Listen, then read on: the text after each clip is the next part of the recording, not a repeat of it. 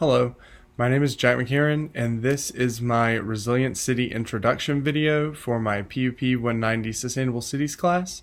The city that I have chosen for this project is Atlanta. The reason that I've chosen it is because I do live in Georgia, so it's the capital city of the state that I live in, and I did actually live in Atlanta for about 3 years.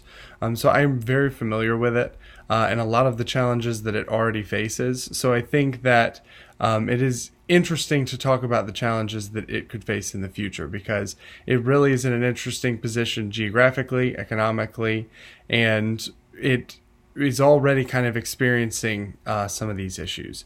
So I just want to go over some statistics to kind of introduce it to you in terms of the challenges that it might face in the future.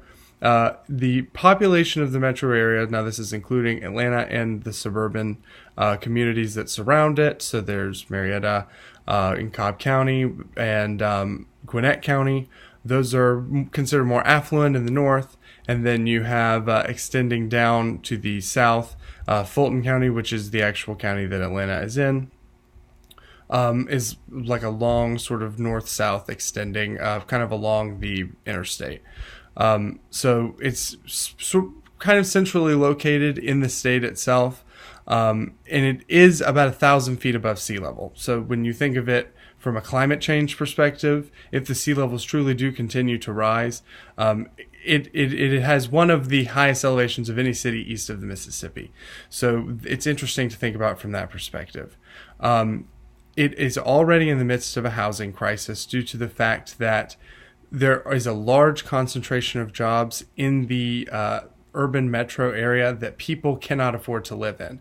So they're working there, but they can't afford to live where they're actually working, which is one of the telltale signs of a city that is not resilient at all, because people can't actually, it's not sustainable.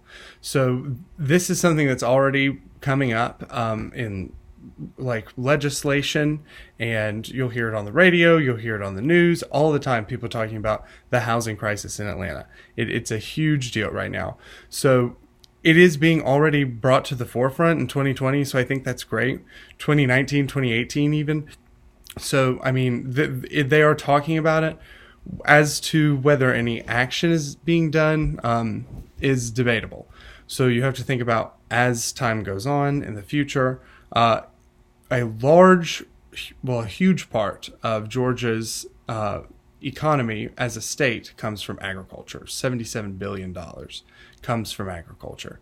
So as the climate continues to warm, you may see that money is not so high anymore, and people are not able to make as much money as they used to being farmers, which is already happening. People are already having to seek out jobs in the city.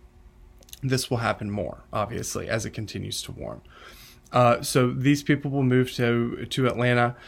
This will cause more pressure on the infrastructure, which is already suffering. A major interstate overpass collapsed about a year or two ago. There was a fire underneath. They were storing flammable chemicals underneath an overpass, and they lit on fire, and the entire overpass collapsed, rendering a major vein of the city's commuters completely cut off. They did repair it rather quickly, but at that point, it's a repair. I mean, you're playing catch up. So we really have to think about the future at this point. And that was definitely a major incident that made people go, wow, like this is important. Another major point of contention for me, as someone who lived in Atlanta and did not possess a vehicle, the public transportation is not great. There is a train system, but it mainly goes between stations that one would drive to. There aren't a lot of centrally located stations, and it's not easy to walk to a lot of them, ironically. They're kind of made to drive to them and then take it deep into the city, into the metro area, and then take the train back out and drive your car home to wherever you came from, which is okay, but you're ruling out people that may not have access to a vehicle, poor people, obviously. And that also is unsustainable as poor people seek out living in the city. So going forward, to increase the resiliency, if nothing is done, you're going to see overpopulation, obviously, which again is already happening.